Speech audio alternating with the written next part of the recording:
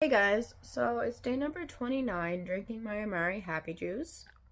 This stuff, once again, is amazing. I feel completely full of energy, I feel completely full of motivation, and I feel a bit happier.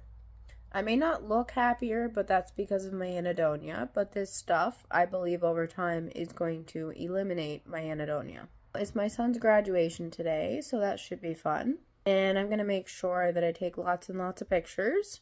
If I do happen to post them on Facebook, it's only going to be to friends because I don't let the public see my child for safety reasons. But once again, this stuff is amazing, and I highly, highly recommend it if you have anything going on with your mental health because it's all about serotonin and dopamine regulation in your gut. 90% of your serotonin is produced in your gut, and 70% of your dopamine is produced in your gut. And the combination of serotonin and dopamine is what makes you feel good.